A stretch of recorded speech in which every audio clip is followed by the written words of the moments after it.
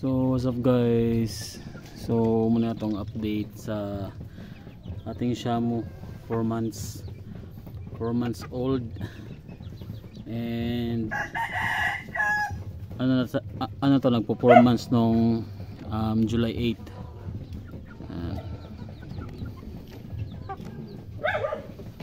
So height comparison, so yan yung actual na height nila mga ka-vlogs.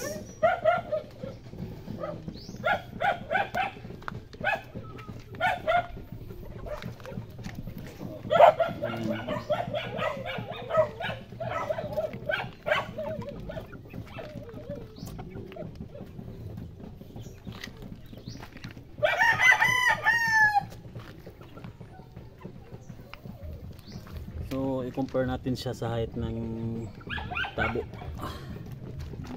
Ayo, timba pala.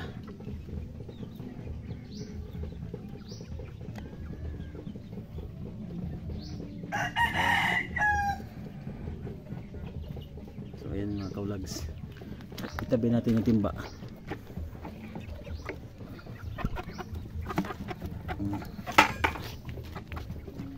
So ganyan yung height nila.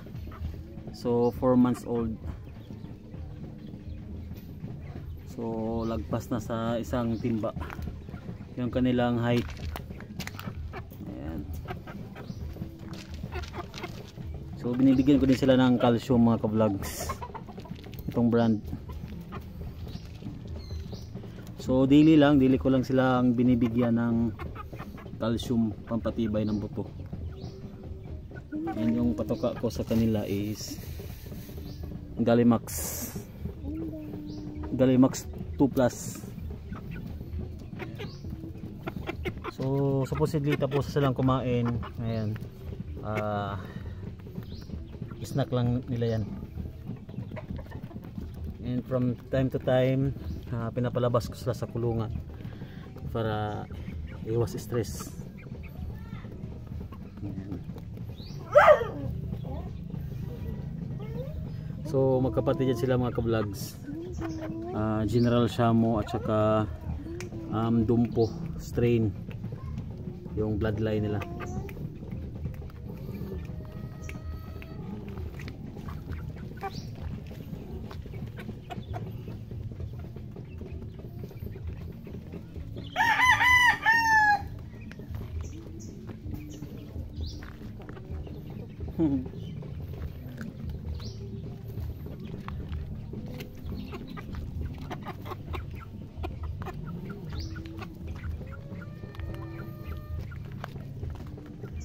So ano yan sila mga ka-vlogs, maaamo. Ayan. Pwede nyong gawing pet basta from 1 month old. Ugaliin nyo lang na himas-himasin sila. Tsaka siguro mga 3 to 4 times a day nyo sila hihimas-himasin para mas ano sila, madaling mapaamo.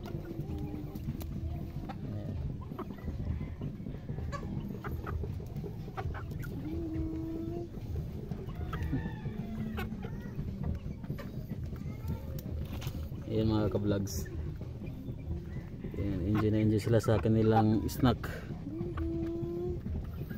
So so code name mga ka-vlogs, ito si Bonggoy, tsaka yung isa is si Inday. Yan yung code name na binigay ko sa kanila.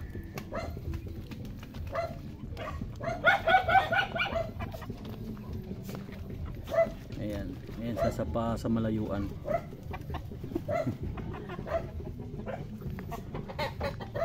And binigay, ito yung kulungan nila. Ito yung ginawa ko na kulungan sa kanila mga ka-vlogs. Ayan. So di ganong spacious, pero at least makapag ano naman sila dyan, makapag ikot-ikot. So nilinis ko rin yan kanina. Sa kabilang kwarto andyan yung mga kapatid nila, mga 1 month and 1 week old.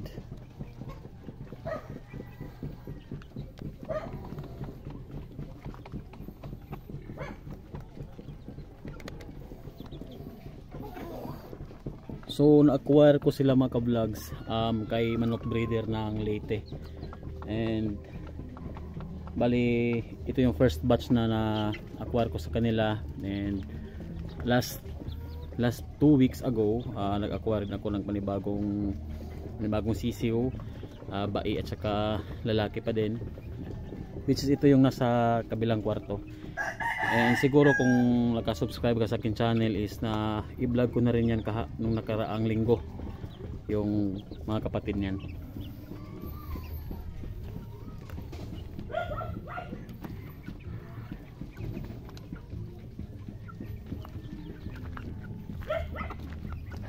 Yan yung mga mukha niyan guys, oh.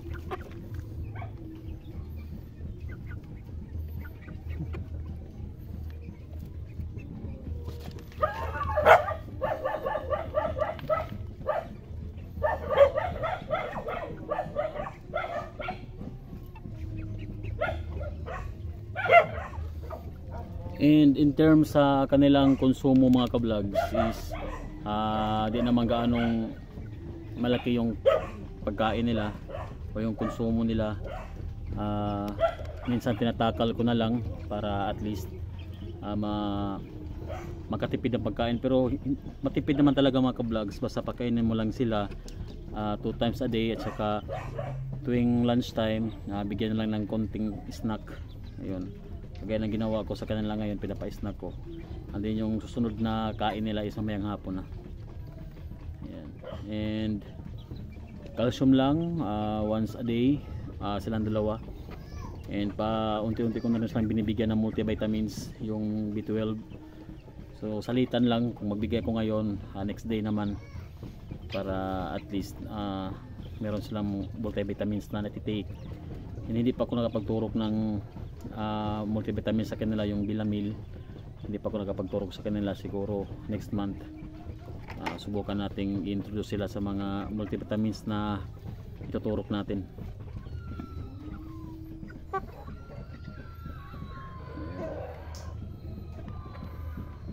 So nakakatuwa lang mga ka-vlogs kasi hindi sila naghihiwalay.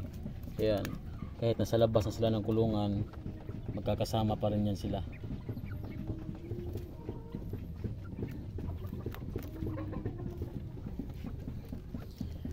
So that's it mga ka-vlogs. Kung bago ka lang sa aking YouTube channel, huwag kalimutang mag-subscribe. Mag-upload pa tayo ng update sa ating Shamo Chicken, and hoping na makapag-acquire rin tayo ng iba pang bloodline.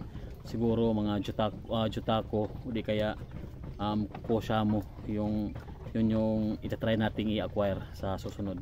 So once again, thank you for watching my video. Kung bago ka lang sa aking YouTube channel, huwag kalimutan mag-subscribe, like, comment and share, and ring the bell notifications below para like updated ka kung may panibago tayong upload dito sa ating YouTube channel.